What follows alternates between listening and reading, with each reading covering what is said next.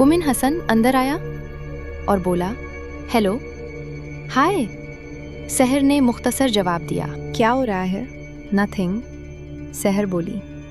सहर, एक बात पूछूं? हसन ने कहा, बोलो। तुम मुझसे कुछ खिच्ची खिच्ची रहने लगी हो। बंदा नाचीज से कोई खता सरजद हो गई है? नहीं, सहर बोली और उठकर बाहर चली गई। दरअसल हसन के पास सहर इसलिए ज़्यादा दिन नहीं बैठी थी उसकी खूनी प्यास हसन के सेहतमंद जिस्म को देखकर मचल उठती थी और सहर अपने घर वालों पर वार नहीं कर सकती थी, जबकि हसन उसके रवैये पर बहुत हैरान था। अगली रात को सहर ने एक मुख्तलिफ प्लान बनाया। वो कुछ देर सोचती रही और फिर गायब हो गई। अब वो शहर के मशहूर पार्क में खड़ी थी। यहाँ कुछ देर वो लोगों को देख रही, फिर उसकी नज़र एक तारीख गोशे में बैठी एक नौजवान लड़की पर पड़ी। लड़की बहुत उदास, परेशान नजर आ रही थी। सहर ने उस पर गौर किया और टेलीपैथी का इल्म इस्तेमाल किया। अब वो उस लड़की के दिमाग को पढ़ रही थी। वो लड़की एक गरीब घराने से ताल्लुक़ रखती थी। अपनी गुर्बत से निकलने के लिए उसने एक अमीर लड़के से मोहब्बत की, मगर सिले में वही अज़ली बेवफाई मिली। सहर उसका जहन पढ़ रही थी।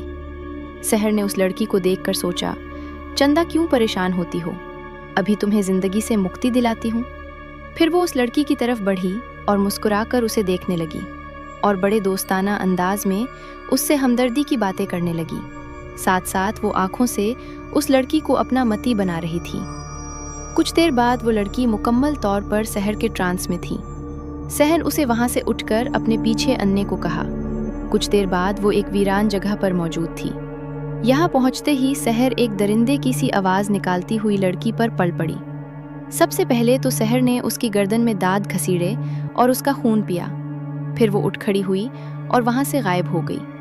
अब वो अपने कमरे में मौजूद थी। खून उसके हाथों और चेहरे पर लगा हुआ था। अचानक किसी ने उसके कमरे के दरवाजे पर दस्तक दी। सहर को पता चल चुका था कि उसकी वालदा है, लिहाजा वो बाथरूम में घुस गई। उसकी वालदा कमरे में आ गई और बोली, सहर बेटा, कब से आवाज़ दे रही हूँ?